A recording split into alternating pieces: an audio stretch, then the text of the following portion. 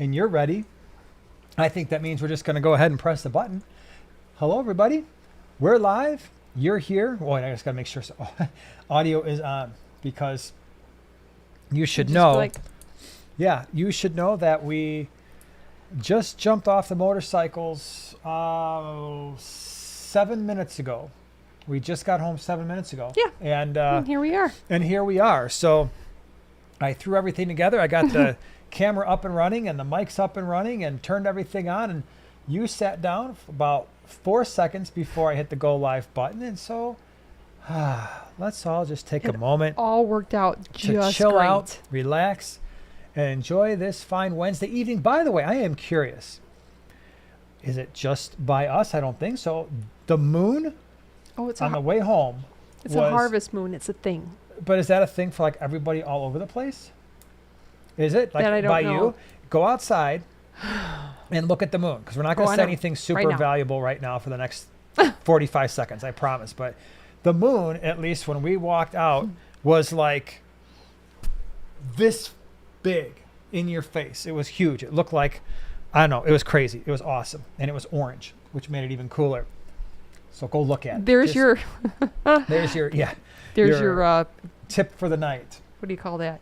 Report. Your my astronomy report. Kind of. Yeah. I'm looking for a better. Hey everybody, want to talk to you about this celestial bodies. Why can't I say that word? ROAD. Why is that word so hard to say?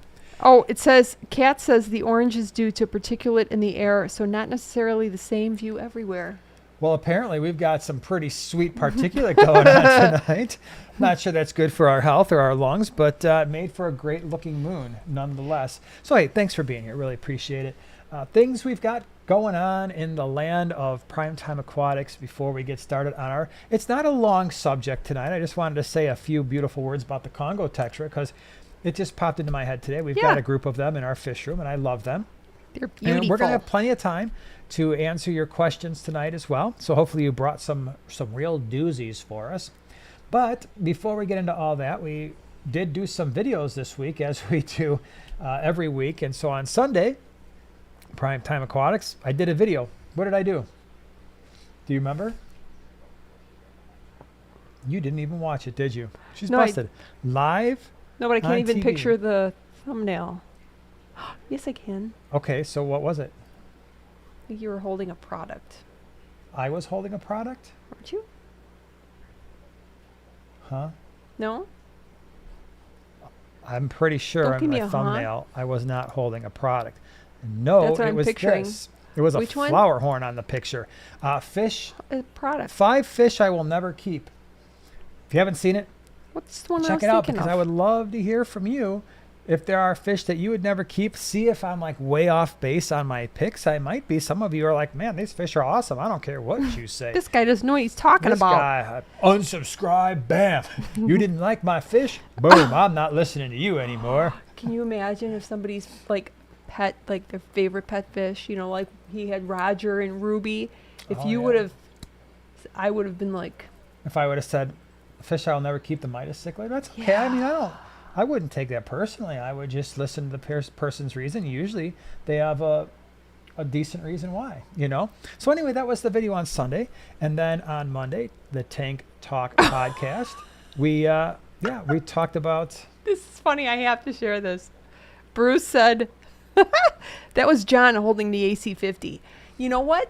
It could be. It was, actually. It could be. Thank you. Thank you. He did his video. It was a bearded man. On Sunday on KT Tropicals. Yeah, he did his video on. So I did one, and then he did his. He shared his this week. See, even I get confused sometimes. Wow.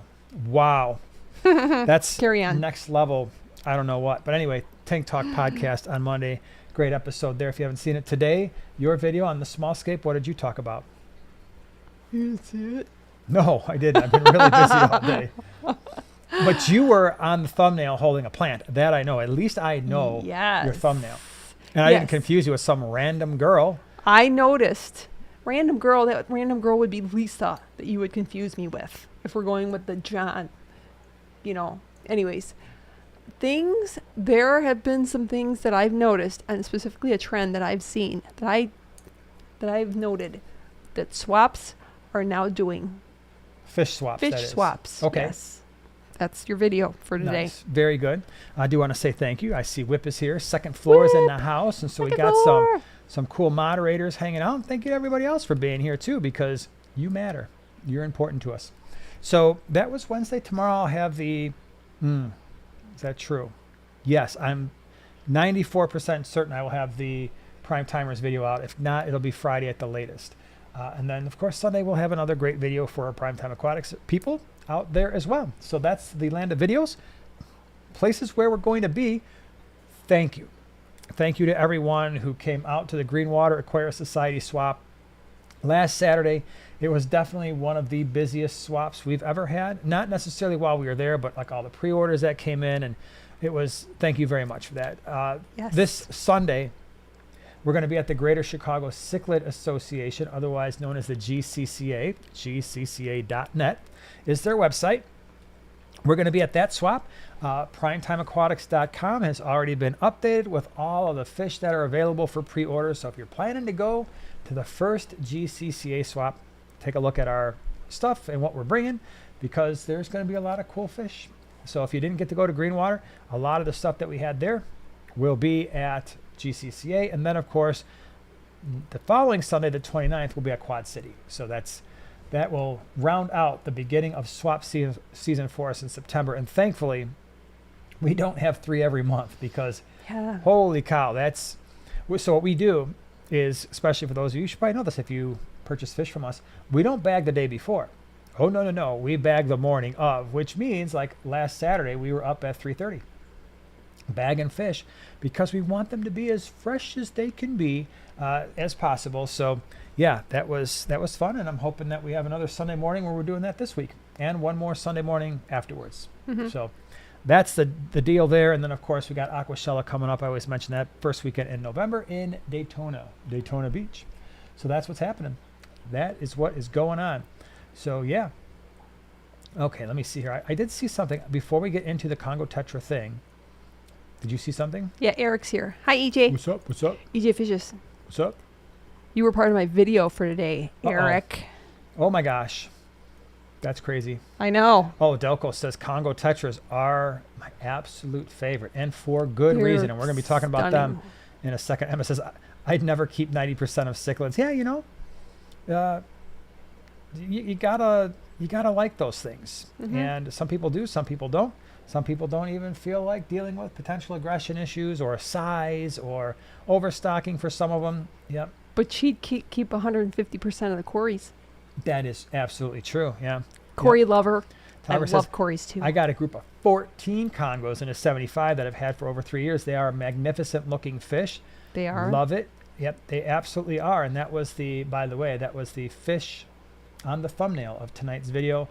And then I see thoughts on Kessel Tuna Sun. Well, Joshua, I have shared my thoughts. There is a video. I did a review on the Kessel Tuna Sun freshwater lights probably 3 or 4 years ago. If you were to type in Kessel Aquarium Lights Primetime Aquatics in YouTube, I had the full video for you there. As far as lights go, they are definitely upper echelon lights. I mean, there's not too many lights. I would put the Kessels, these AI Primes right behind me. Those are definitely the top end, in my opinion, top end aquarium lights.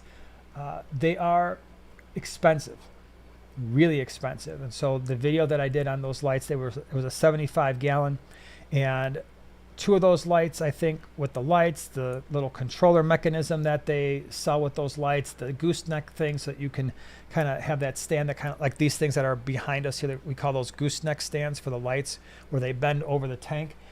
All that combined, if memory serves me correctly, and again, it's been a number of years, I want to say we're looking at somewhere around $700-ish for those 2 lights for a 75 gallon tank. So if you've got a 6-foot tank, you're looking at well over $1,000 in lighting, but they are truly really, really, really nice lights. And it's a type of light where there is no type of plant that is going to struggle with those lights. I mean, same thing with these AI Primes.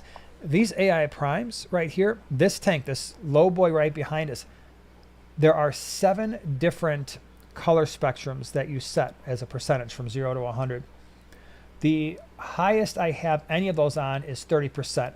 The rest of them are, so I have the first one at 30, the next like 4 at 15%, like the last 2 at 30. So they can be extraordinarily bright if you need them to be, with an outstanding color spectrum, and you can adjust all that, which is so cool. All right. I want to get into talking about Congo Tetras because Allison's talking about how she purchased 6 baby Congo Tetras, and they grew out and ended up with 5 males and a female, and the largest male was 3 inches. That's pretty awesome. Garage gills. I got 4 Congos at an auction about 6 months ago. They've grown out to about 3 inches and are stunning.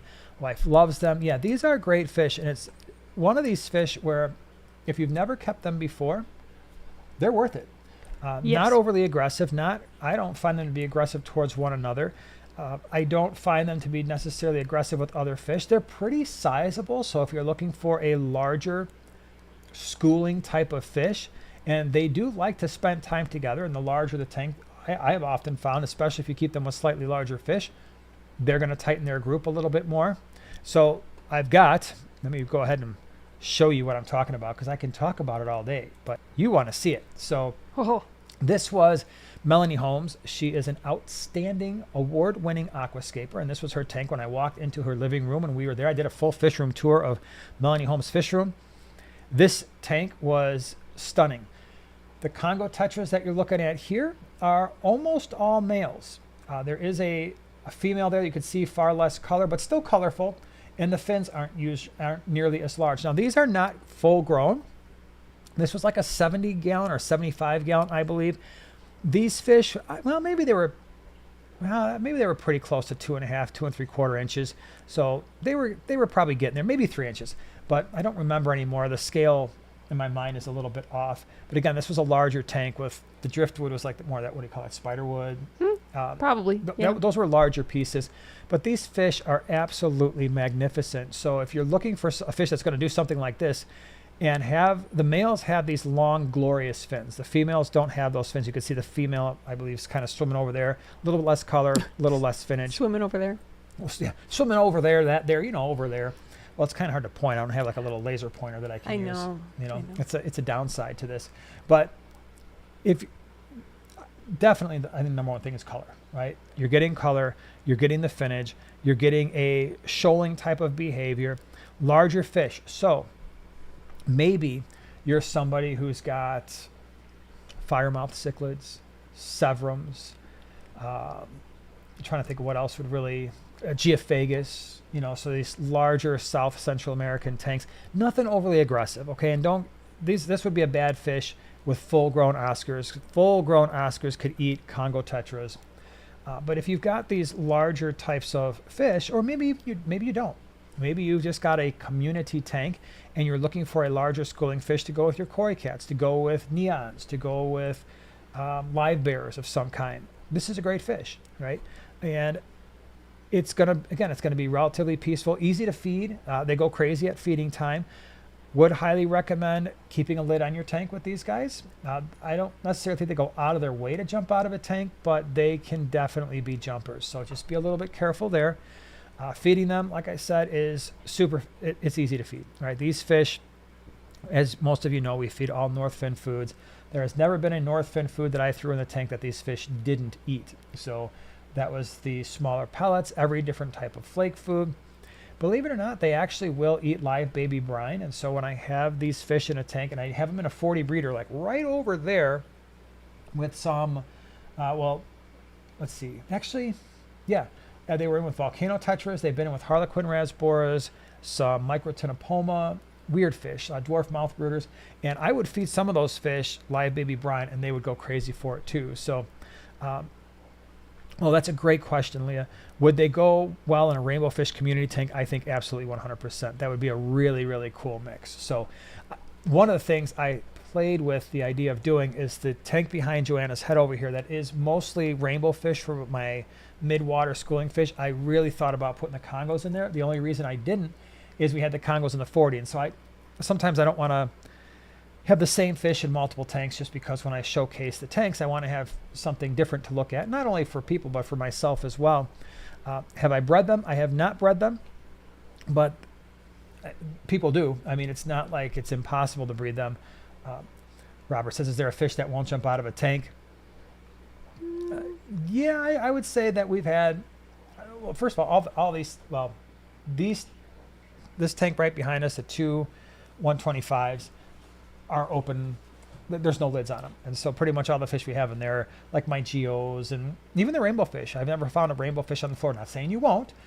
In fact, you got to be really careful. But in that setup, they're not getting spooked easily or anything like that. So a lot of the little nano fish don't do a lot of jumping like the chilies. No, the only thing that I have found is, and this will surprise nobody who's kept them, is the Siamese algae eaters.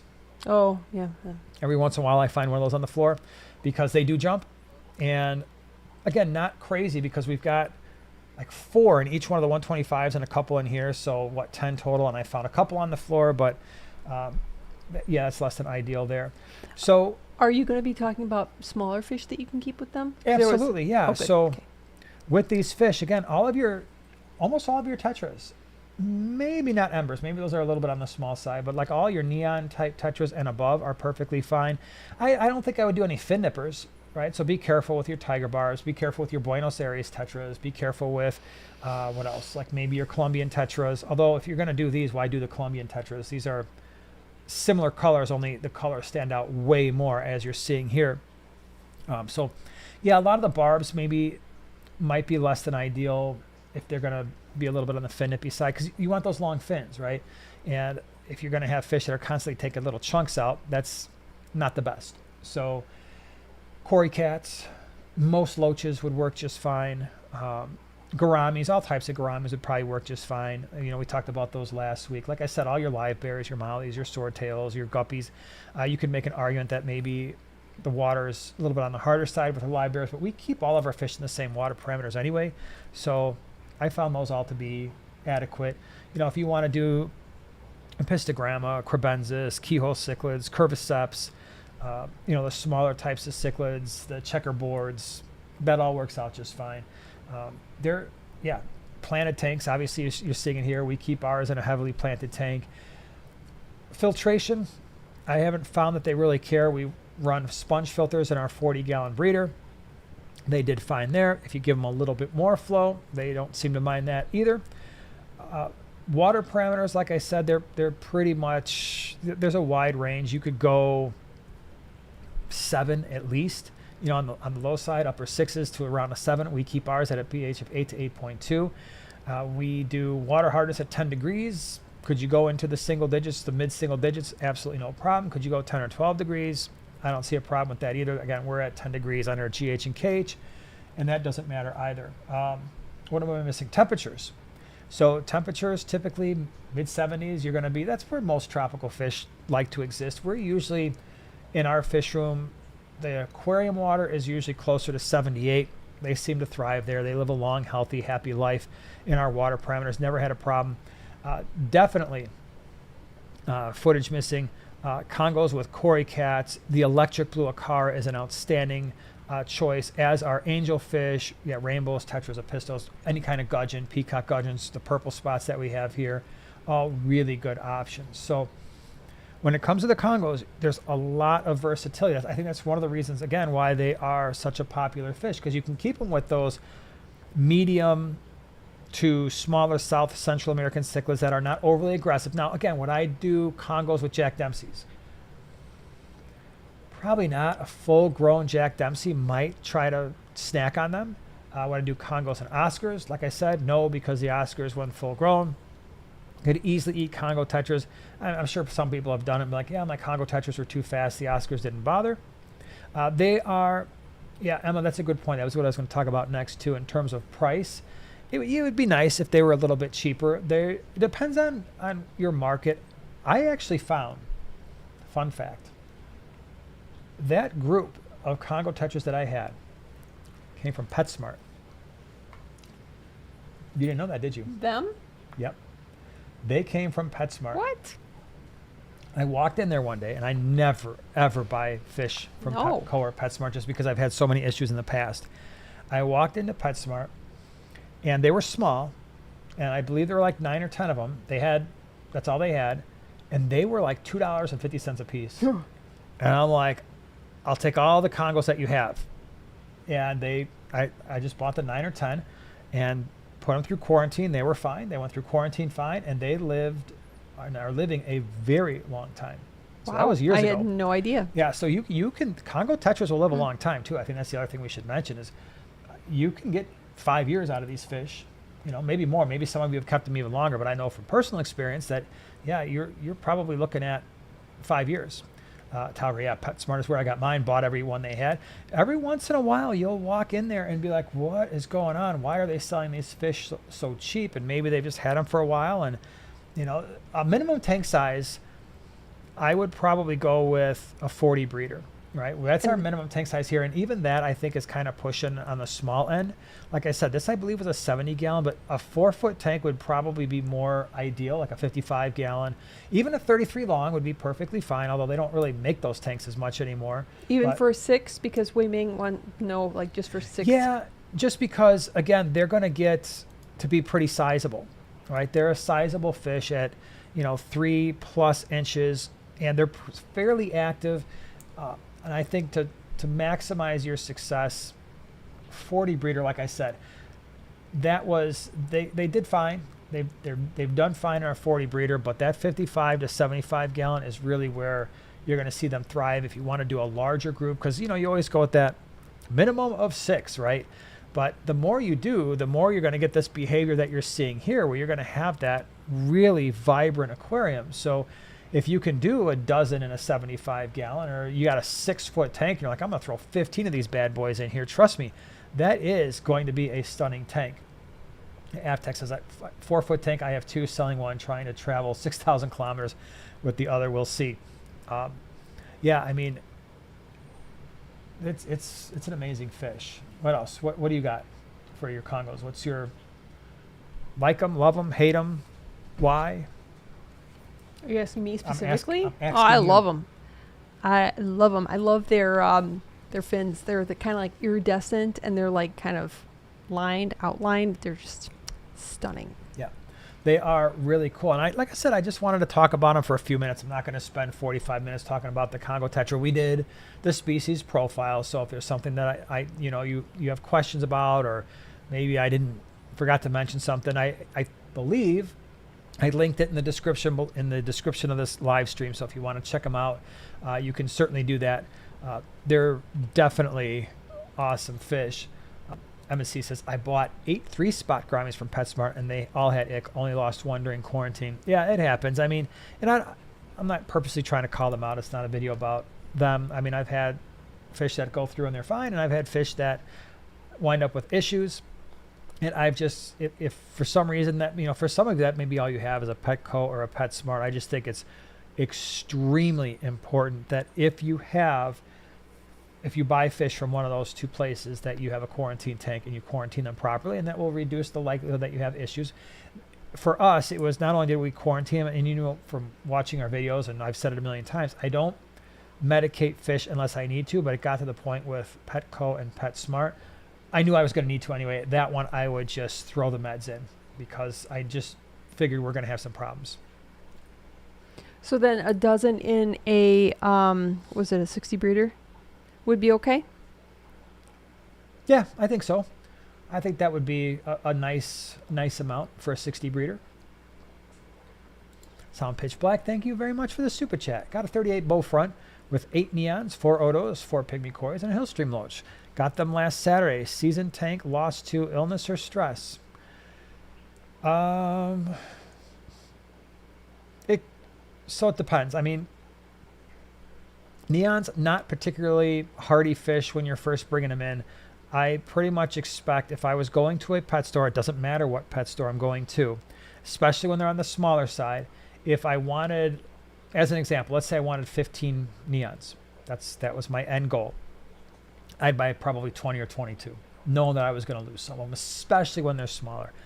Odos, same thing. Now, odos for us, we don't even bother, because with our hard water with the higher pH, they just never survive for us. But even if I had water that was a little bit better for them, If I wanted a half a dozen, I would probably buy 10 and then know that I'll probably wind up with a half a dozen.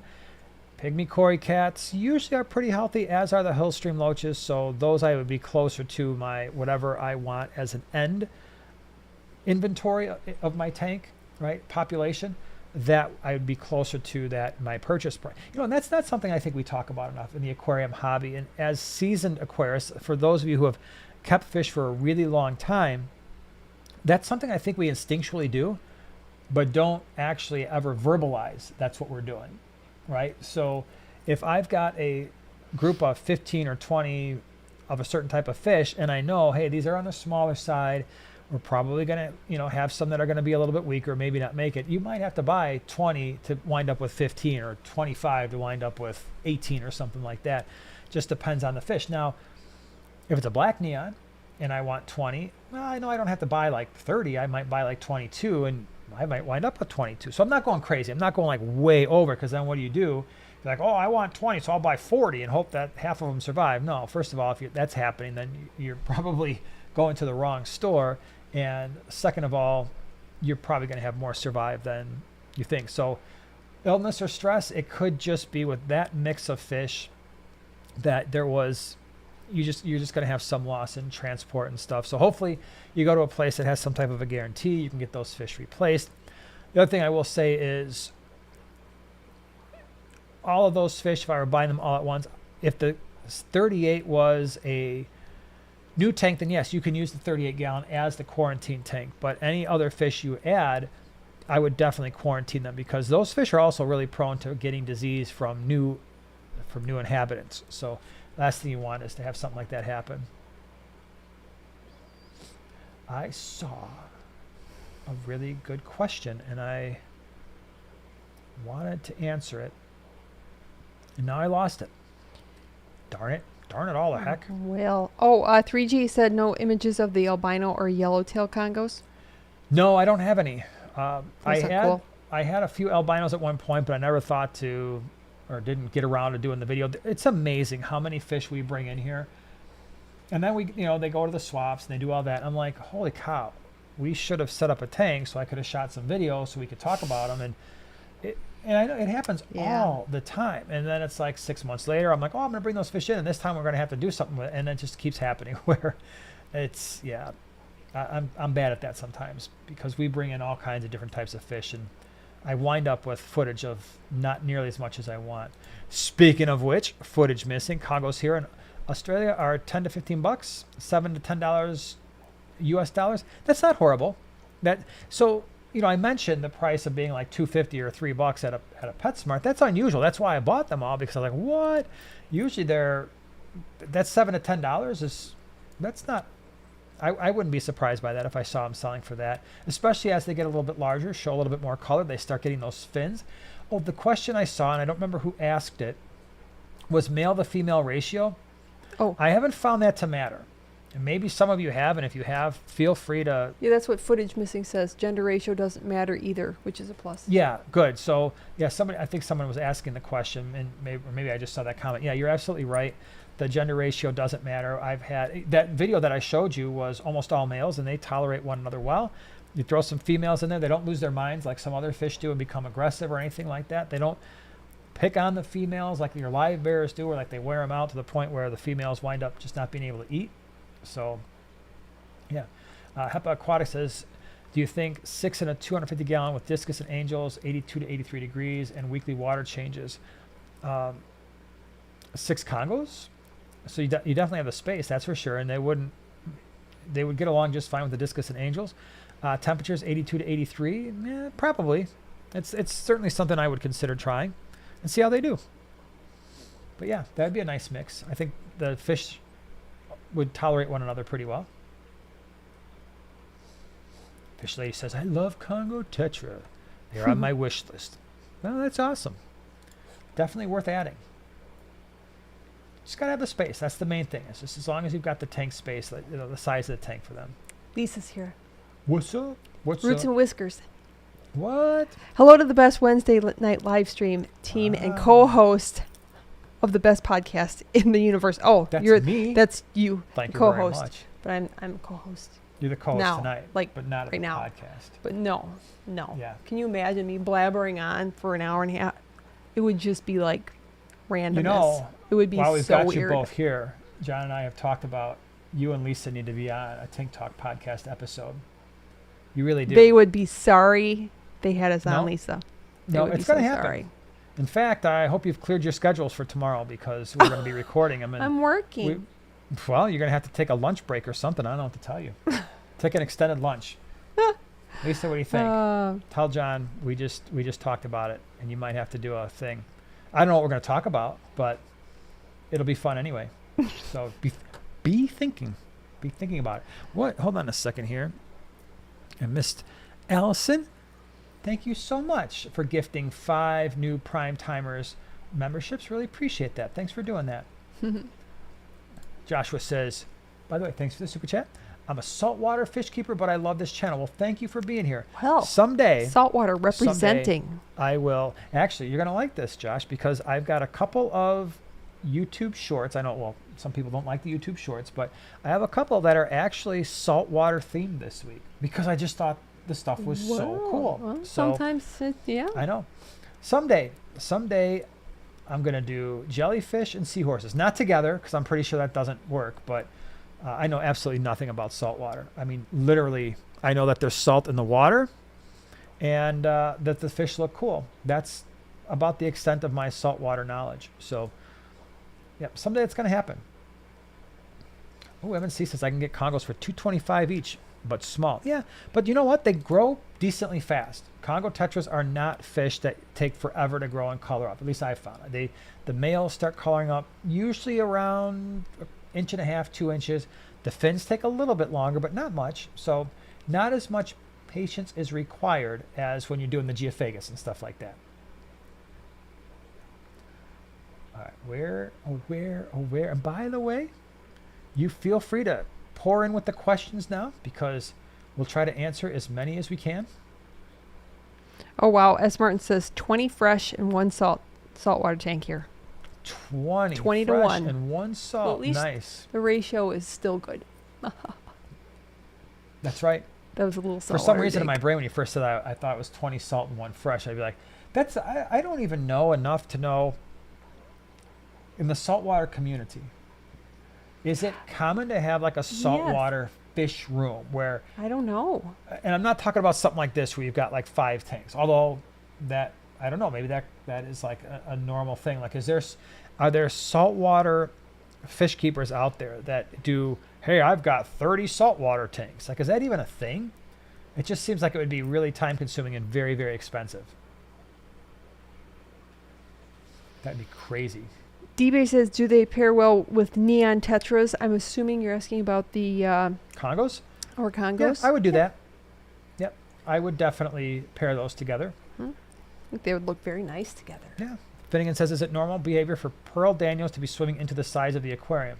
Like smashing into it? I mean, they're Danios. Danios have like no brains. They're all action and no brains. They don't think about anything. They basically just swim around like maniacs 24/7. And I say this with all the endearment of my heart. I've got a tank full of Fireline Danios right now, and literally that's what they do. They're like, psh, psh, psh, psh. Now, if they are, sometimes the fish will go up and down the sides of the glass. They'll sometimes do that with a newer tank. But if they're like hurting themselves, that's maybe not the best thing in the world. But with Danios, I try to give them plenty of open water space. Try not to be making any sudden movements around the tank where they can get startled because they will freak out from time to time.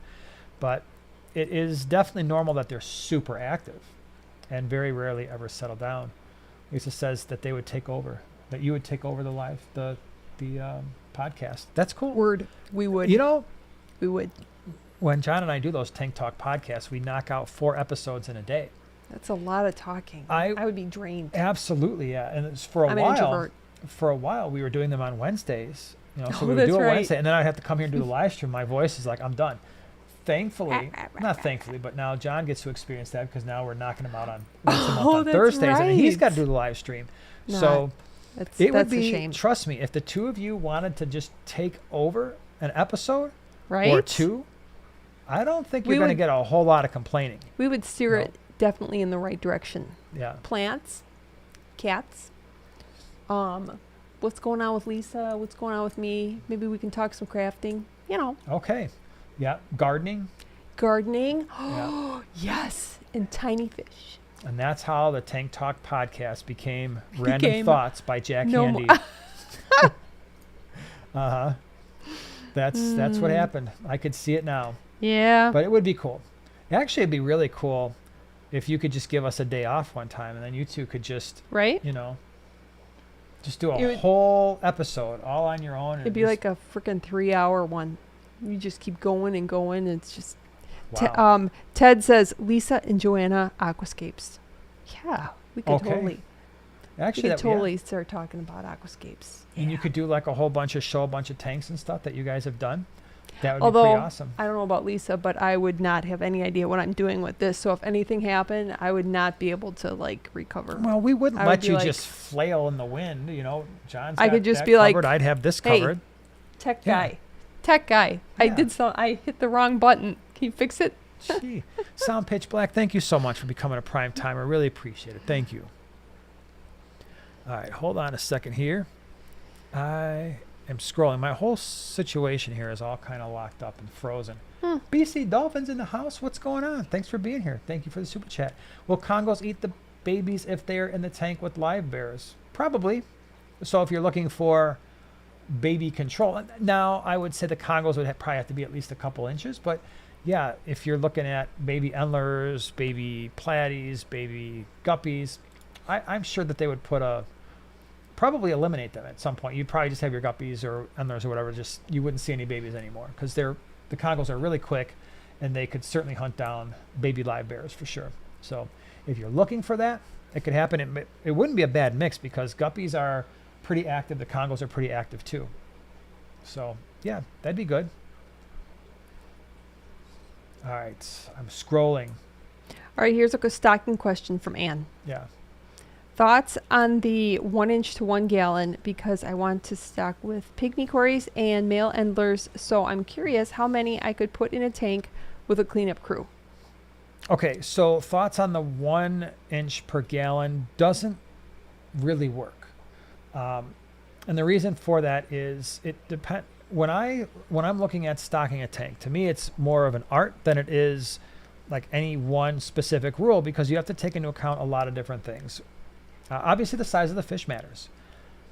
Does that fish require a school, like a group? Okay, so like your pygmies do, your tetras, your rasboras, they're going to need a group. And what a lot of people overlook, and it's a big mistake, is how active is the fish. If this is a fish that is literally never going to move. So a few weeks ago, I talked about Chuck. Chuck was our Chaka Chaka cat. Chuck was this fish that literally I had him for I don't know how long, a couple years, and I actually never saw the fish move on his own.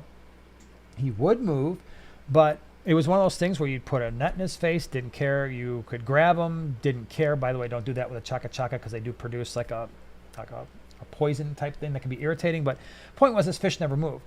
He was in a 10 gallon. But Chuck was a 4.5 inch fish. But it didn't matter because if the fish doesn't move around, then he doesn't really need a 75 gallon worth of space. And you would think, okay, well, a 4.5 inch fish should at least have a 20 long. But again, it didn't really make a difference. On the flip side of that, you could have a fish that is very active, and again, I'm thinking like the Danios that we just talked about, and they're constantly just bouncing back and forth off the walls of your aquarium. It's a small fish, and based on its overall size, there are fish that size that you could be like, hey, they can go in a 5. I would never put those fish in a 5 gallon because technically, based on the inch per gallon rule, you could put 5 in a 5 gallon and still be okay, right? Or maybe they get a little bit larger than an inch, but you're pretty close there, 4 or 5. But because they're so active, because they need to be kept in groups, it really wouldn't work. You want at least a 10 gallon for that. So if we know the size of the aquarium and we know exactly what types of fish you're keeping, and just leave that in the comments in the chat, we can start to work through stocking levels. And that's one of the reasons why on our channel we did a series of videos that started with, I want to say, a 2.5 gallon, and we went all the way up to a 125, and we talked about fish that you could keep in those tanks together as a community. And then we said, okay, This size fish picks 8 of these and pick from this category. So we had different categories. Remember that? In each tank size, we had different categories. We said, okay, pick 1 from here or 2 from here, 2 types of fish, pick 1 type of fish from this category, pick 1 type of fish. And then we had size and activity appropriate fish for each tank. So I know that didn't exactly answer your question, but if you've got a size tank in mind, we can certainly nail that down. Connie said, in what order should I place matrix, purigen, floss, sponge filters, and a hang-on-back filter? That's a great question. Okay. The idea here is usually the media that is most important for housing your beneficial bacteria or doing chemical filtration are the last types of media that the water is going to touch. And the reason for that is what we want to do first is we want to trap any large pieces of detritus. And so typically that means your sponge is going to go in first, right? A medium pore to small pore sponge is what I like to use. Clogs a little faster, right? The smaller those pores are, the faster it's going to clog. So the new AquaClears, as an example, I think their sponges are outstanding. They've got a 30 ppi sponge, so 30 pores per inch, which means you're fitting in more pores per inch, which means the pores are smaller. That's going to trap a lot of detritus, it's going to trap a lot of gunk. After that, so that would mean if the water is flowing like they do in the AquaClear from the bottom up, my sponge is first. If I'm using filter floss, that's actually going to go next because that's going to trap even more stuff. Now that's not to say that the sponge and the filter floss don't house beneficial bacteria, they do.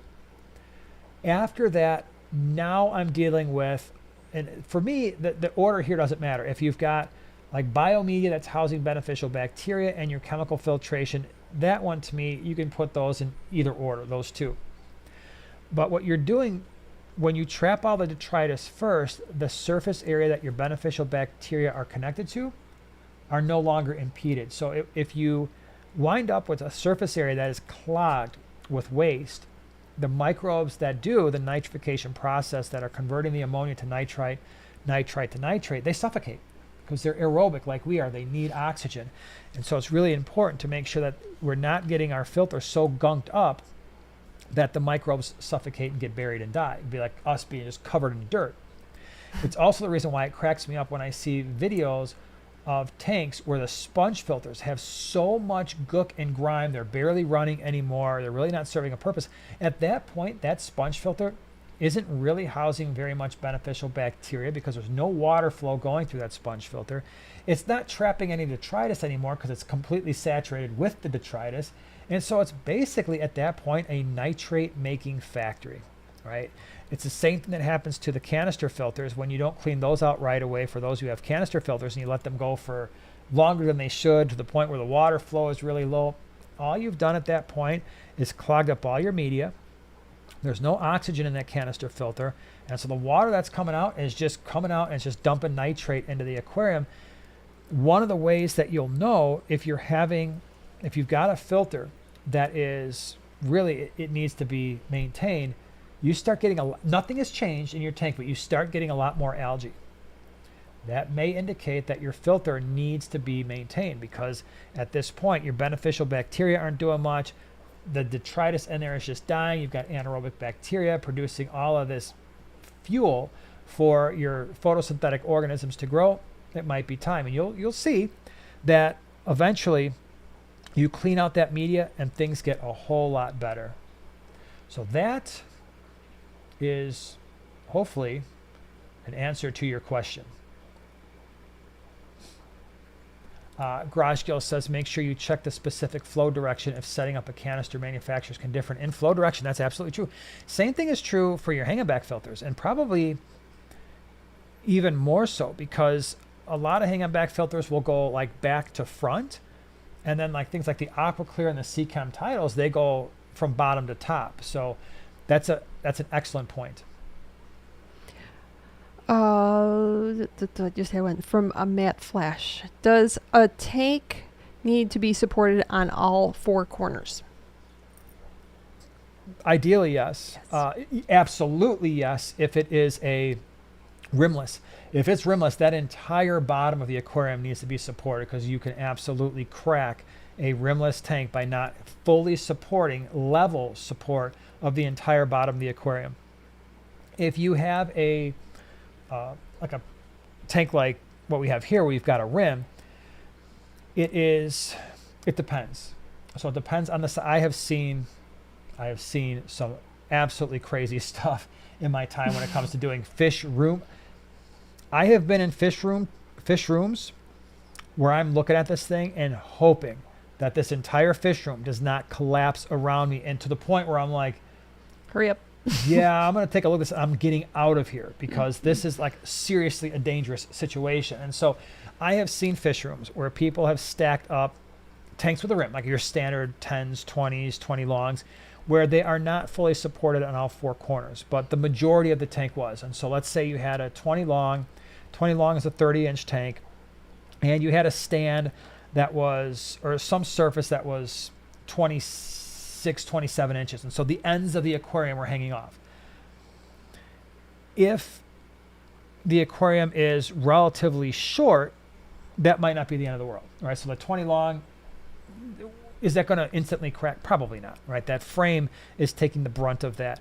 Could it start to leak? Sure. I've seen 10-gallon tanks that are, so a 10-gallon would be 20, I believe, 18 or 20, I don't remember now off the top of my head. If it's sticking off an inch on either side, is that the end of the world? Depends. It depends on how old that tank is, how good the seams were to begin with. I worry a little bit more. Like, I would never do that with this lowboy. And the reason why is that lowboy has no center brace. So this is a tank where I absolutely must support all the perimeter of that 4 foot by 2 foot wide tank, because if I don't, that thing will absolutely start to leak. Same thing with the lowboy on the other side of the fish room. So if the tank is longer and doesn't have a center brace, I'm a little bit more concerned about that than if it is a tank that maybe has 2 center braces, or it might be an old school tank that's a 20-gallon. Some 20 longs have center braces that are older. So it really depends on the size of the tank. Yeah. Frida would like to know, will Congo Tetra go well with tiger barbs? And there's also black skirt tetras in there. Ooh. I wouldn't do it. And the reason for that is you've got 2 fin nippy fish in there. All right, the black skirts are definitely capable of fin nipping, as are tiger barbs. I'm not saying that they're going to relentlessly bully the Congo Tetras, because the Congo Tetras are not a pushover. All right, so I don't want to imply that they are, but they do have those long, very tempting fins. And I wouldn't do it. And maybe some of you have. Maybe some of you have been like, yeah, I've done it. It worked just fine. Wasn't a big deal. But for me, I don't think I would. Cub says, I just got some Congo Tetras for my 75-gallon. Beautiful fish, absolutely. And again, for those of you, when you see them in a pet store and they're on the smaller side, so let me go back to this video one more time. The fish that you're seeing here, if you're finding those at a pet store, you're probably looking at 12 to 15 bucks a piece, because they were larger, the fins are already grown out. You're not usually seeing these for sale that look just like that at a pet store. It's one of those fish where you do have to exercise a little bit of patience and know that if you get females, they're not going to look like that. The tails will never look like that. The fins will never look like that. They're going to have a little bit less color. But that's also why when they're on the smaller side, you buy 8, if your tank's large enough, you buy 6, 8, 10, 12, because more than likely you're going to wind up with fish, some males that are going to be that color. And I have also found that you will have your most dominant male will show by far the most color and be the most colored up through time. All right, let me, hold on. I saw a couple more came through. Andrew says, can Cyprichromis leptosoma, that's a Lake Tanganyikan fish, go in a 40 breather with an established multi-colony, or should it be a taller tank? I did it. I did Cyprichromis and brevis and I never had any issues between the fish, but I also saw that my brevis never had fry because the Cyprichromis were eating them.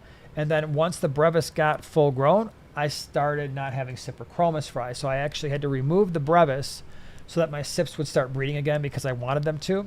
And then sure enough, I moved the brevis and all of a sudden they were breeding like crazy too. So the cyps and the multis will get along most likely just fine. Now it is an established tank, so we'll have to see how they take to the cyprichromis, but sips usually stay in the middle to the upper half of the aquarium. And 40 is not a super tall aquarium, but you could try it. I'd have a backup plan if you do. Lost Tassie says, will a Molly cross with a guppy seem to have Molly looking fry with no male? And then, then Flood City Fishkeeper says, they sure can. They call them gollies or muppies. Yeah, that'll be interesting. Some of those hybrids can look super Oh cool, my and I know that people don't gosh. like to hear that, especially my buddies at the GCCA when I tell them some of the Yeah. coolest looking peacock cichlids I've ever seen in my life were hybrids. And to me, Get a dirty look. oh my gosh, especially when I said they were the best looking peacock I'd ever seen. Uh-oh. Oh, Them- that was the them's wrong thing fighting to say at a words. GCCA meeting. They all looked at me like, what is wrong with you? I'm like, I don't care. I'm just going by what they look like. QD says, what about Congos and snakeskin? I love that potential combo because snakeskin barbs are not fin nippers. They're not overly aggressive whatsoever. That would be outstanding. That's, again, and that 125 behind Joanna's head, I've got a group of snakeskins in there. It was going to be snakeskins and Congos, but I went with the snakeskins and rainbows instead. But that could definitely work. Kevin just came over from my Chicagoland LFS road trip video. Nice. Cool. Welcome. I hope you enjoyed it because Yeah. I sure had a gale time on that video. It was like my entire Friday afternoon. It was like 6 hours driving like to all the different places. I was a happy camper looking at all those goodies. Yeah. Did you watch it? I did. Did Kat you? said, I did Good job. watch it, yeah. Good job. Kat said, where did you find the Shark Pro Nano? Oh, she's talking to Allison. I'm looking for the 250. I wasn't sure that 100% sure they were out yet. I knew they were 320. coming very, very soon. What? 320. 320? I think it was a No, I'm looking for the 250. oh, okay. Yeah. But I- I wasn't aware that either one of them were out yet. So if you found them, I would, yeah, please share with the class. I thought I had read somebody got one already, but it was a different size one, I think. Well, I mean, because I don't know. the Shark Pro's been out. Right, But I know. not these new 320s and 250s. Oh, Yeah. no, I thought it was 320. But again, said, should Danios have hiding spots? I'd like to put, no matter what type of tank I've got structure in the tank, whether it's driftwood, rocks, and or plants, just so that they can feel secure. But in terms of are they going to use like hiding spots? Probably not. Danios are more or less oblivious to their surroundings, so they'll just be out there doing their thing, swimming around, being all crazy. I have found actually the fish that appreciate the hiding spots more, that are like schooling like that, are my rainbows. A lot of the rainbows really like that. Then he says 80 gallon with plants with a mix of tiger barbs and tetras. What would be a great centerpiece fish? 80 gallon, you got a lot of options there. So the tetras, assuming they're on the smaller side, like your neon types, just got to be a little bit careful with the size so that your tetras don't get eaten. But you've got all the epistogramma. So again, especially if your water's on the softer side, if it's on the harder side, the epistles aren't the best, except for maybe the epistogramma panduro. The checkerboard cichlid is kind of cool. If you're looking for something a little bit larger, that's not going to eat the tetras. What would I do? Rainbow cichlid. I think I would do a rainbow cichlids. Those are pretty cool. Although, nope, scratch it. You got to plant the tank. Forget I said that. Rainbow cichlids will eat your plants. Maybe curviceps. Keyhole cichlids. Those are really Ooh. pretty. What else? What was the one? Sahika. That was a really pretty one. We always forget about those. You doing it again? What? It was literally. I was trying to think of the name because the tank was literally like yeah, it was right there. It was right a 40. over Yep. there, and I was like, "What is the name?" And you're like, I Sika. forget that we had. I mean, we did a Yeah, species I profile love on that them. fish. Oh, their eyes are just Yeah. oh, The Sahikas were really cool. so cute. That might be one I would look at. And they seem to leave the plants alone for the most part because we always had them in planted tanks. Not guaranteeing they do, but they did for us. Matt Flash said, "Pea puffer tank mates." Pea puffers. Depends on the size of the tank. What size tank? Because that will make. I mean, you got the pygmy cories. You've got pretty Mhm. much all your rasboras. I had my little pea puffies with lamp ice CPDs, Lamprey Yeah. some sparkling Grami.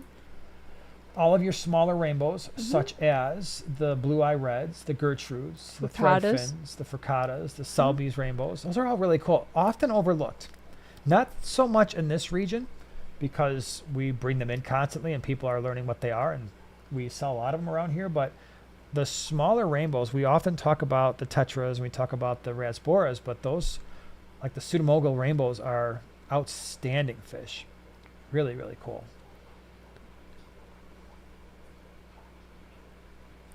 James Nature's here. Hey, Florida.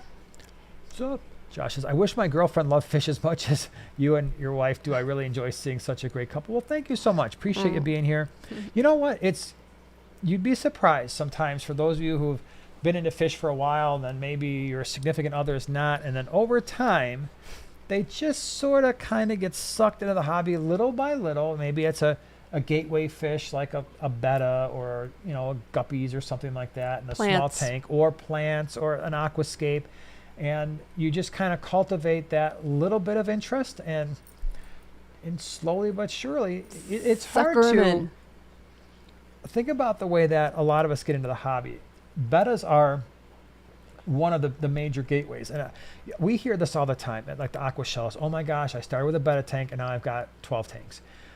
It's really hard to get a fish, thoroughly enjoy that fish, and not want to explore other types of fish, right? Which usually necessitate a different type of tank, and then you've got all these other options. You start growing your interest, like, oh my gosh, I've got this fish, I've got that fish, and it can spin out of control in a very good, healthy way. Yeah, absolutely. Shamu says, nothing like watching the Congo Tetra zoomies and the rose line races down the entire length of an 8-foot 240. Heck yeah. Good times right there. That is a very fun time. Oh, Noelle's here. She's driving, but enjoying the live stream. Well, I'm glad you're here. Thanks, Noelle. Glad you're here driving along. The Zen is here. What's going on? Oh, hi, Zen. Yep. Very cool. Finnegan asked, do fish sleep at night? I turned on my light for a second just to check, and I noticed some fish sitting in place near the bottom. Or could this be a bad sign? Nope. Fish absolutely do sleep at night, unless, of course, they are nocturnal. So some fish, like a lot of your plecos, a lot of your loaches, they like to be up all night. The banjo cats go absolutely crazy at night. They're fully active at night. But most fish, when the lights go out, they are going to either find structure, so they might be in plants, they might sink to the bottom of the aquarium, they're going to lose all their color usually. They're going to go in cave, like a lot of the loaches and stuff. If they're not, when they sleep during the day, they'll find their caves. You'll have cory cats that just kind of bunch up into structures, so that is a very common thing. And then usually takes, and that's important too, because like you turn on the lights, the first thing you don't do when you turn on the lights on an aquarium is feed the fish, because they're not awake yet, they're not ready to eat. So usually, like for us, our feeding schedule, when the lights go on at, what time do they go on in the morning? 6, I believe. The earliest I would come down here is probably like 6:20, 6:30. So I usually wait like 20 or 30 minutes after the lights go on to feed fish, so that they can fully wake up and they're starting to get active, swimming around, take get a their color shower. back. Yeah, sure. Brush their teeth. Read the paper. You get the coffee. Sure. That would be Absolutely. so cute if they all had lined up to a little coffee maker. Yeah. Julian's got a good one here. The 6 Congo Tetras, that's the blue Tetra, juveniles in a planted 40, breeder aggressive to each other. Yeah, a lot more. Those fish are very, very fast moving, very hyper, very Danio-like, and can be rough on one another and rough on fish. I would probably do 15 of those bad boys. I had them in a 55-gallon.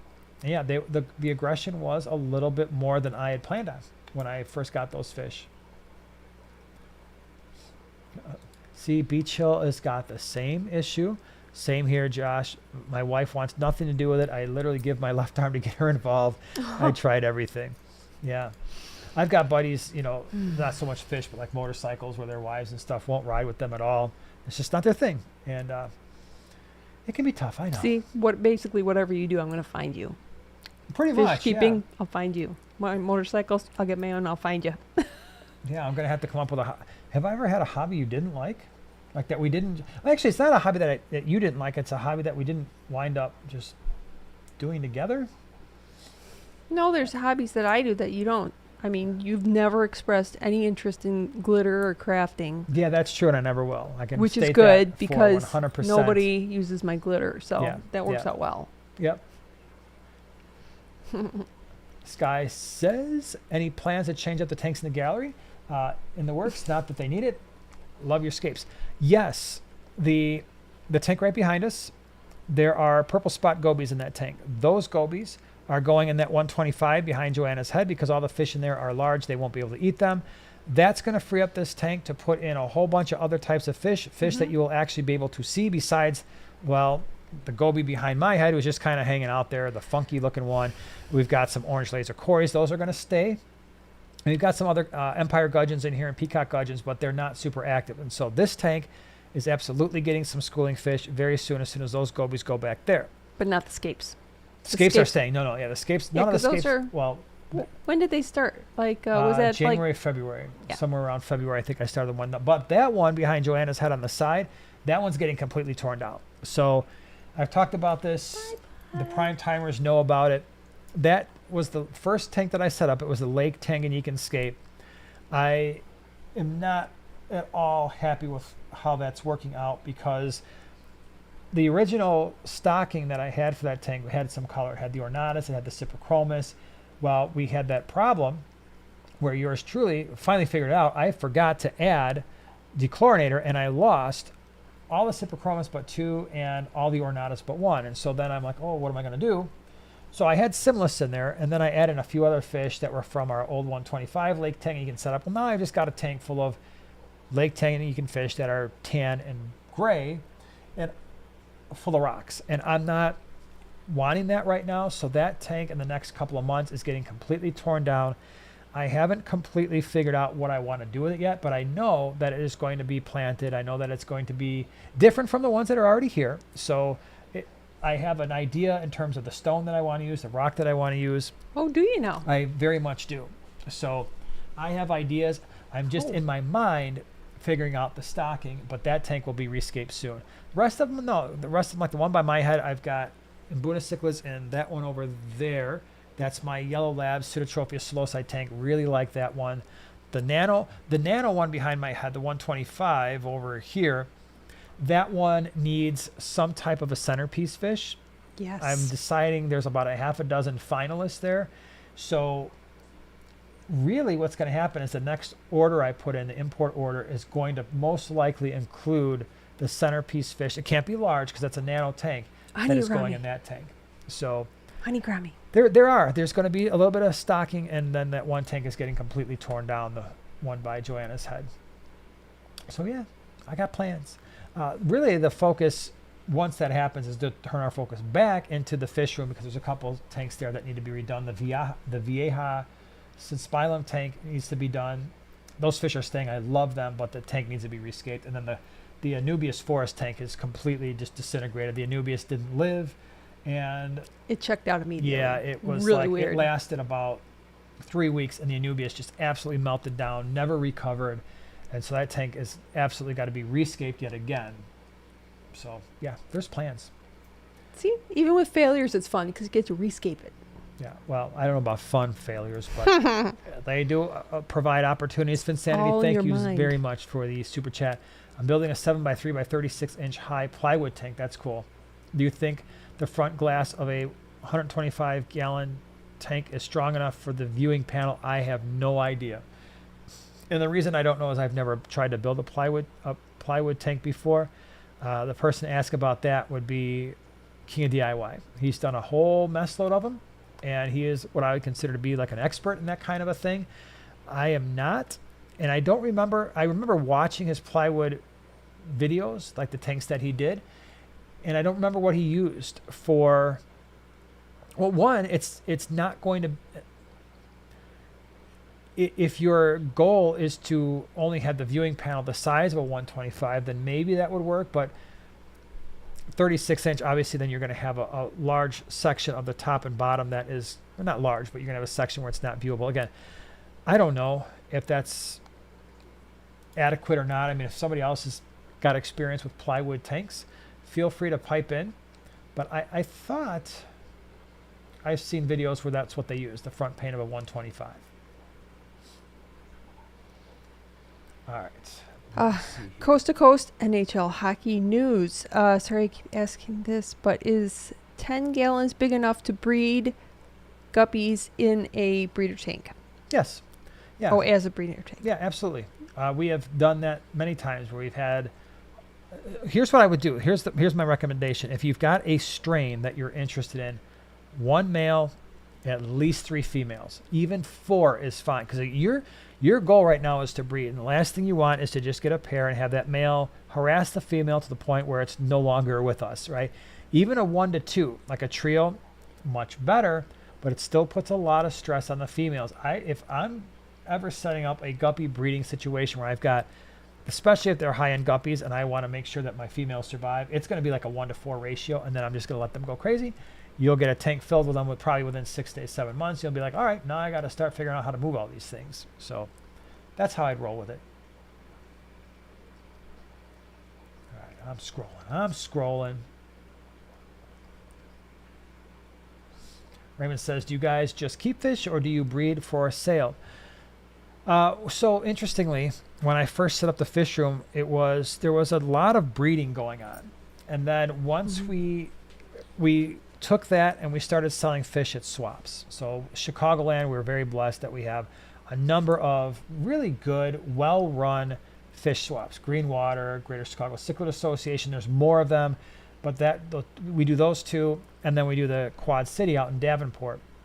We got to a point where we just simply could not breed a sufficient quantity of fish. Not only that, we were finding that the fish we were breeding were okay, but there were other types of fish that people were really interested in that were much harder to breed.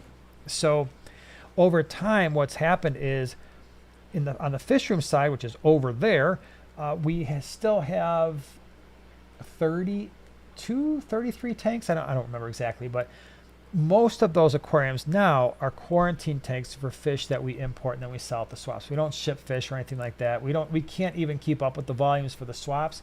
So I'm never going to complicate my life by shipping fish when we can't even maintain the inventory long enough to get through all of the swaps that we have in a month. Like what's going to happen this month is we had the Greenwater last week. We've got GCCA this week, and then Quad, I'm hoping that we still have enough fish so that people are excited by the inventory that we still have. So that's pretty much what we do. So most of our tanks now are dedicated to quarantine, and we quarantine everything for 4 weeks just to maximize the success for people.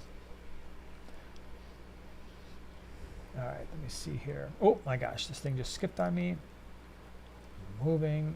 Oh my gosh, Zen, thank you so much for being a prime timer the last 30 months, 2.5 Wow. years. That's awesome. Aw. Love you both. That is all. Carry on. Well, thank you. Glad you're here. Thank you. Oh my gosh, Tony B, I like that logo you've got there. That's pretty cool. Thank you very Aw. much for the super chat. Funny little guy. Joanna, when he breaks down that tank, it would make a good spot for some small scapes. Oh, For the yeah. 75. That's pretty funny, except you're just going to fill that 75 right back up again. Wouldn't that be funny if you broke it down, you cleaned it up real good, and then you And come all down of a here in the sudden gallery morning, changed and then there's bunch a whole bunch 5 of gallons. little tanks set up in there and little stands. Yeah, I already got It is actually booted up tempting to the lounge. to do something different on that wall and Yeah. have like a gallery of, I don't know. I think it would be cool to have all the same thing, but smaller tanks. Where if you did, instead of doing 175, you could probably put. Could you They'd do have to be big enough to make them interesting. 20 longs? No, but that becomes a fish room look again. So I'd want it really artsy, really I know. artsy fartsy. Hex. But Your they'd beloved all- hexagon but they'd- tank. I would want uniformity. So that's what I like about 5 this. hex Everything tanks. is uniformity.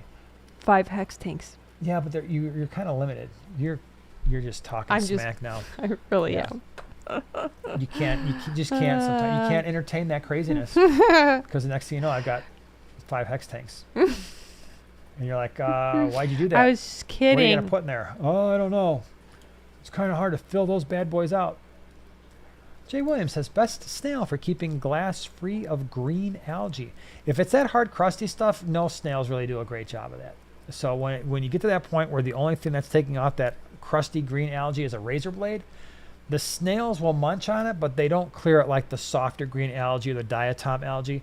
But if you've got the softer algae, mystery snails, nearite snails, the pond snails do a good job. All the snails do. But if it's that really crusty green algae, you just got to scrape that bad boy off.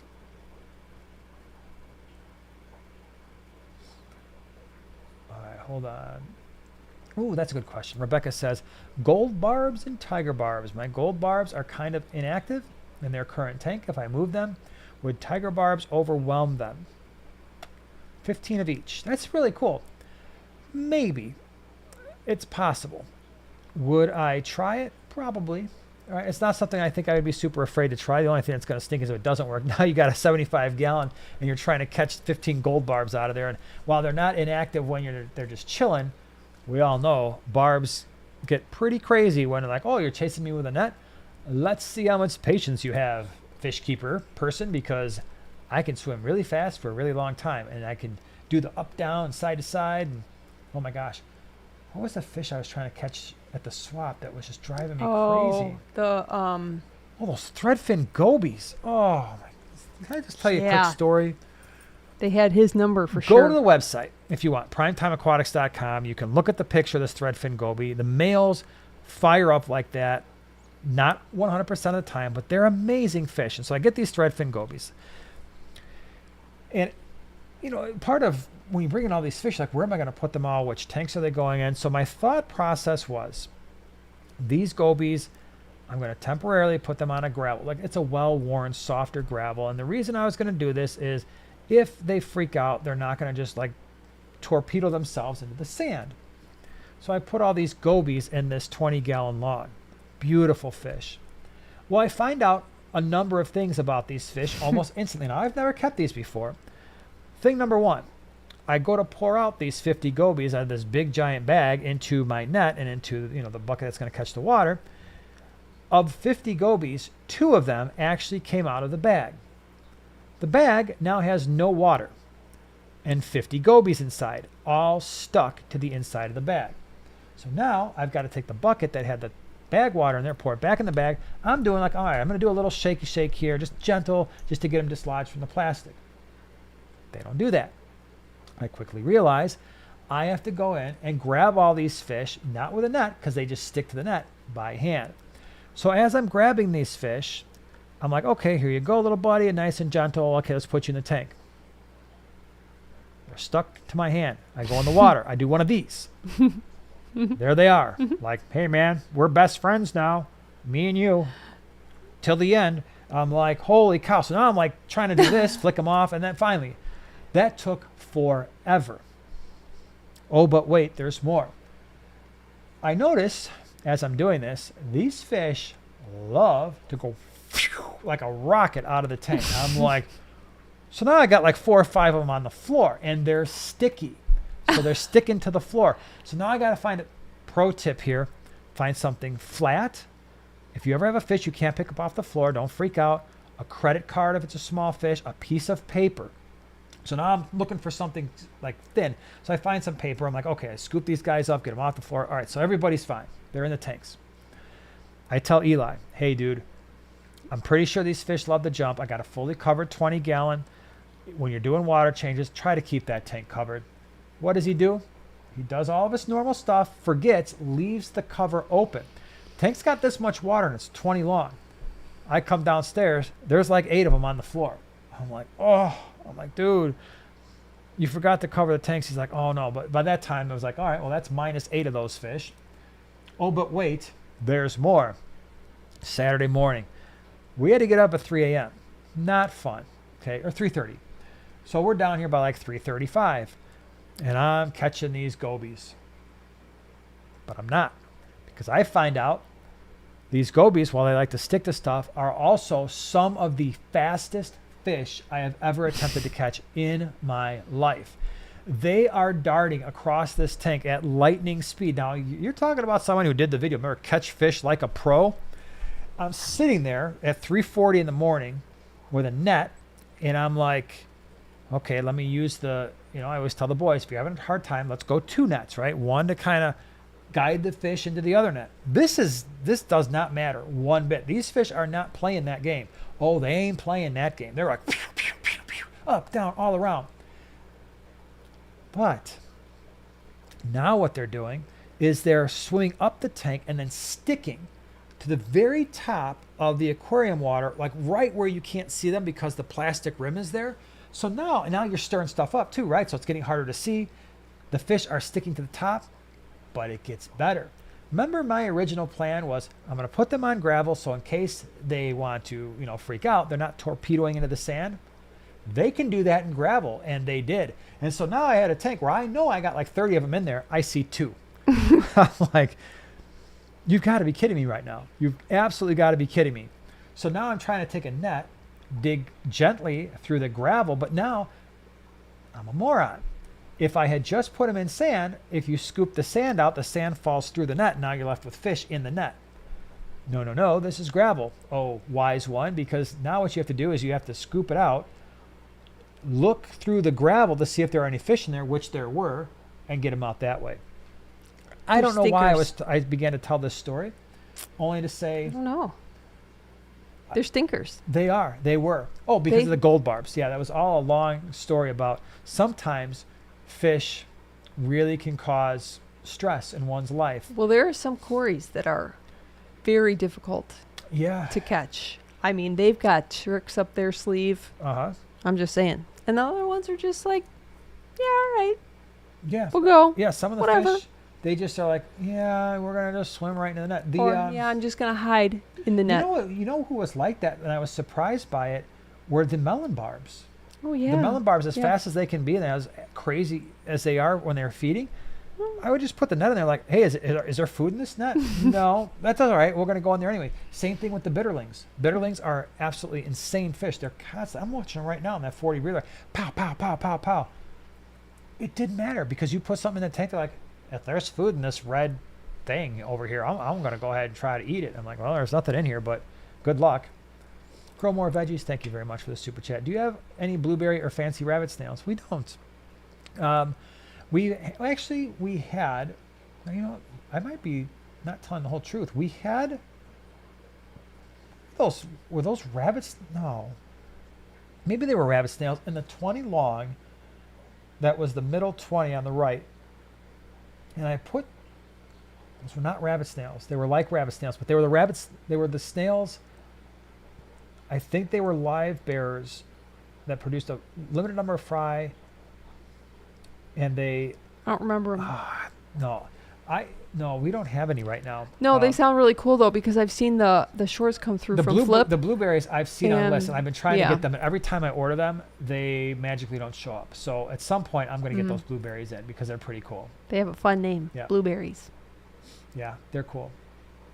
All right, Jeffrey says, I have a pair of guppies in a half-gallon nano tank with lots of plants doing great and lots of babies.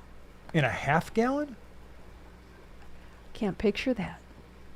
2 guppies, lots of baby, and heavily planted in a Did I read that wrong? Half-gallon? That doesn't seem like nearly enough space or water or anything for no, guppies to because guppies even are... I would be surprised there's any babies left. Yeah, that's crazy. Blasted says, guys, I went to my first auction Sunday. That's awesome. Atlanta Area Aquarium Association. Very cool.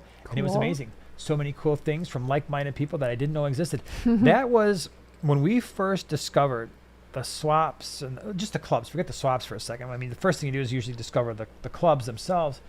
And yeah, it was I still maintain that some of the best times we ever had in fish keeping, the best times we ever had in fish keeping locally, were the Greenwater Aquarius Society monthly meetings when they used to hold them on Friday evenings. They're the best. And to show you how much we love this, that place where they had those meetings was a solid 40 miles away, wasn't it? Yeah, it was, because it was in Tinley Park. So it was about 40 miles. It was on a Friday night. If you know anything about Chicago land area, you know that traffic on a Friday in rush hour is horrific. And so the meetings would start, I believe, at 6. it was one of those things where we would get home. Joanna would be rolling in the driveway. She would leave work early on Fridays, that one Friday a month, be home by like 4:20. We were out, me, her, and the boys. The boys even loved these meetings. We were out by like 4:25, 4:30 at the latest. It would take a solid hour and a half in bumper to bumper traffic to get down to Tinley Park where the meeting took place, and we loved it. Absolutely loved it. Yeah, it was good times. They would sometimes have a speaker. There was always food, so they would serve food. So there was a dinner. You'd bring like snacks, or you'd bring a side dish, and there would be people like cooking food. They'd have a little auction. It was the best time. It was absolutely, and we absolutely loved that. And then eventually, they had to move locations, and then now they hold the meetings after the swaps on Saturdays, which is fine. But man, by that time it's like, dude, we got up at 3:30. We had to bag all these fish. We've had a full day with the swap. And by the time the meeting rolls around, a lot of times we're just not able to stay. And plus, it's a Saturday afternoon, so we're trying to get back after being gone. And so it works out for the club because they have the meetings and the swap on the same day. But yeah, those were fun times. They really were. Okay, let me see here. Jose says, I have to tear down and redo a 55 gallon. Only fish left are 6 to 8 coolie loaches. That doesn't surprise me. Those fish are like bulletproof. I'm afraid to take the driftwood out because they hide in the holes in the driftwood. Going to be fun trying to catch them. So one thing you could do, if you're just redoing the tank and you're worried about that, and it's a large piece of driftwood, you could just find a tote. We use what are they, 27 gallon totes, like the black plastic with the yellow lids. They're like a hard plastic. And I will fill those totes up with water, dechlorinate it, make sure it's the same temperature. And then I will put my decorations like the driftwood, the plants, rocks, that will go right in the totes. And then if I have any fish, those will go in there as well. I will run if the tank had a sponge filter, those sponge filters go in there. If it had hang-on back, the hang-on back media goes in there as well to keep it cycled. Run an air stone in there, and then it doesn't matter, right? You can put the fish in there, put the driftwood in there, and then you can just put that driftwood right back in the tank if you're going to reuse it again, and roll with it that way. That we don't have to worry about if they're going to be stuck in driftwood sitting on the floor for a few hours.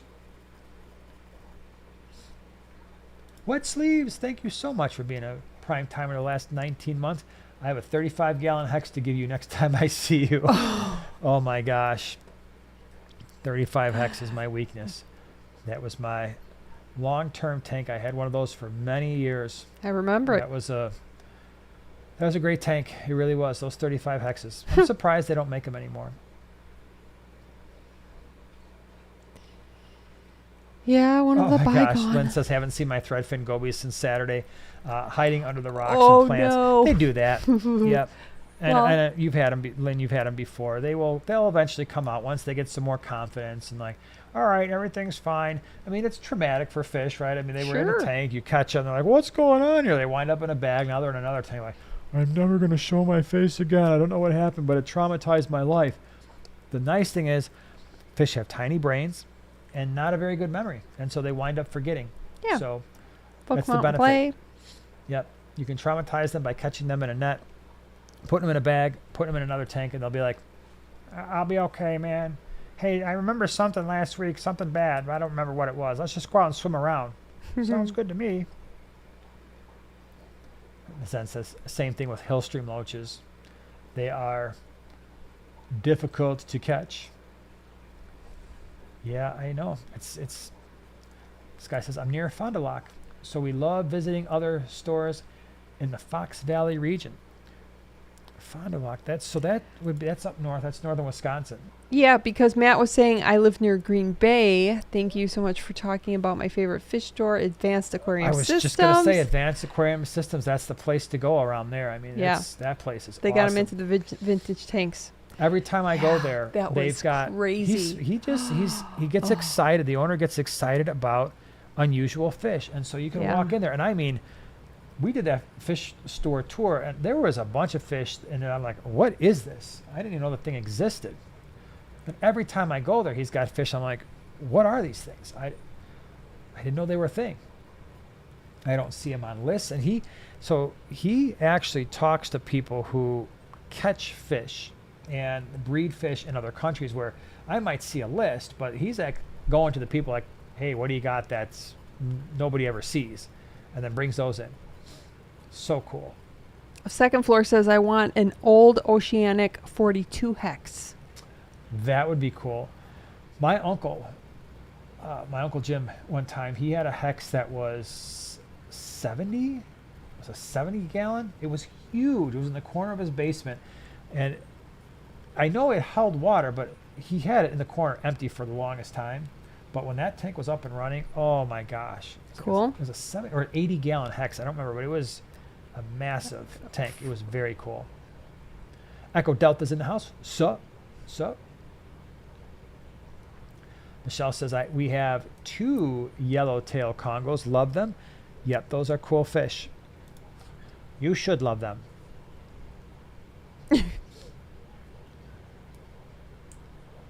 Oh my gosh, Andrew says, how many plants should I buy if I'm setting up a 75 gallon, would like to be heavily planted? I'm doing only guppies. How much food should I feed so many tiny guppies? All right, so let's answer first question. How many plants? Oh, which plants? Way more than you think you're probably going to need. If you want a heavily planted look from the start, and I mean you will spend many hundreds of dollars heavily planting a 75 gallon, without a doubt. Yeah. I'd definitely go with like Val, Crips. But I mean, if you think about to heavily plant Val, that's a lot of Val. And the thing is, that can be a little bit risky too, because again, I mean, we like to float the Val first and let the runners start growing. So it's not going to necessarily give you a real pretty look at the start. And you'd need enough Val to cover pretty much the entire top of that 75 gallon, which causes some issues. Crips, well, I mean, it depends on how big the crips are, but I would want crips. Again, if you want heavily planted, I know the mistake that I normally make. Look at the 125 behind my head right now. When I was just looking at the video, or the thumbnail of the video when we first planted that, and we added a lot of plants to that tank, and it barely looked like anything. And even now, I think it's like 8 months later, it's finally starting to grow in. But I would pick crips that were at least a foot tall. like John Hornick Crips. John Hornick crips from from Greenwater Swap, yeah. But they'd have to be at least a foot tall, and you could easily put in 20 of those. Yeah. Easily, and still be like, okay, now I need some pretty large Anubias, and you get some, because it's not just how many plants, it's if you want it to look heavily planted from the start, you need big plants. So some full-grown Anubias that are, 18 inches tall, you could easily do 3 or 4 of those. You could do some Anubias nana and some of the smaller under parts of the wood, right? Mm-hmm. Bacopa, right?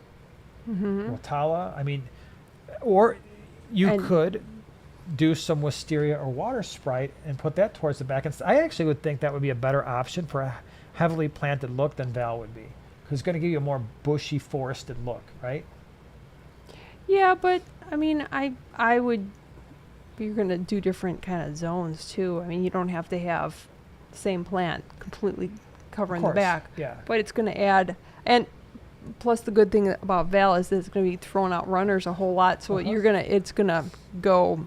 Yeah. Oh, for sure. I would definitely add Val. Like all along the back at some point. I wouldn't try to heavily plant it with Val from the start, but I'd try to get a nice bit of Val going, because you're right. It will just fill the tank, and then you'll just be throwing that stuff away by the bucket. Now, how much food should I feed so many tiny guppies?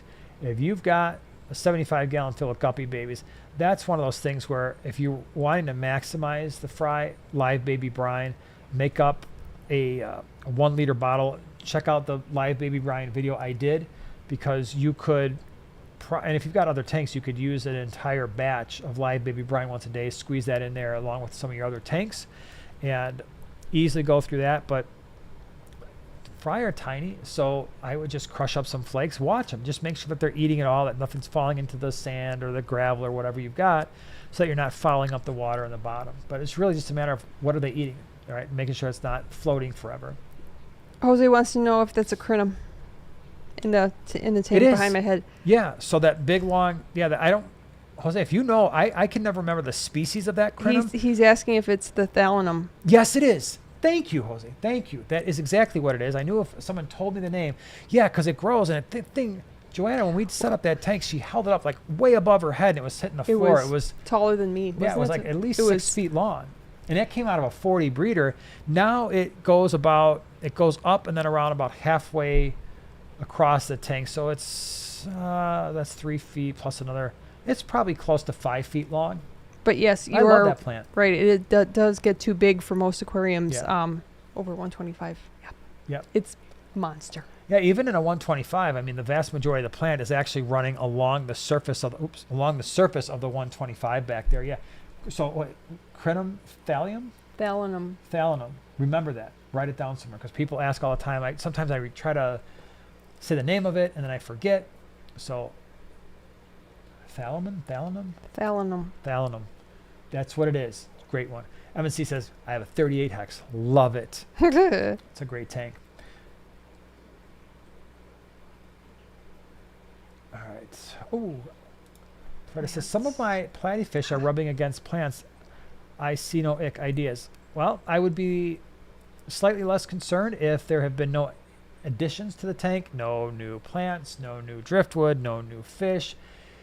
If you've added anything in the last couple of weeks and now the rubbing has started, there's a far higher likelihood that there is some type of parasite in the tank, right? External parasite, whether that's ick that you just don't see yet or a bacterial infection or something like that. So keep a close eye on those fish if you've added anything recently. But if you haven't, I'd still keep an eye on it. But also look for, especially with the platies, one of the first things that they're going to do besides the flashing is their fins will start to clamp up. And if that happens, there's absolutely something in that tank that needs to be addressed. And it can be hard to figure it out, but usually the safest bet is to treat it as though you're treating ick. So a lot of the ick meds will also deal with some of the other most common ailments as well. But platies for sure. Platies are like notorious. If there's any ick, boom, those fins, especially the tail fin, they'll start to do like a waddle back and forth, and it'll happen pretty quick. Echo Delta says, I'm moving a tank, can't find my desert gobies. Yeah, you probably want to start looking in the substrate for those bad boys too, because yeah, they absolutely will burrow sometimes. Oh, what substrate's on the 125s? That's red flint sand. Flint. Yeah, I really love that. And Yummy. I will be using that again in the 75 behind Joanna's head when I rescape that. I love that substrate. Yeah. And it's been good for the plants. Mm-hmm. So the plants seem to enjoy it. It's got nice different color variation too. If Yeah. you look really close to it, it's really cool. Yep, it is. Holy cow, do you realize that we are at that time? Well, looky there. Holy cow, everybody. You had some really good questions. So we're going to wrap this up because it's late and it's about time for everybody to go night-night. Thionum. Right? Thionum. It's an I, not an L. Okay. Thank you. Thank you very much. Appreciate Old it. eyeballs. Thank you. So anyway, everybody, we're going to go ahead. We're going to call it a night. Thank you so much for being here. I'm pretty sure we're going to have a Flip Aquatics giveaway next week, but definitely bring your questions. Thank you to all of our moderators for hanging out. Thank you for all the super chats, new members, old members, and everybody else who just asked all these great questions. We will be back next week, same time, same place. Hopefully we'll see you then. Have a good week, everyone. Bye-bye. Nighty-night.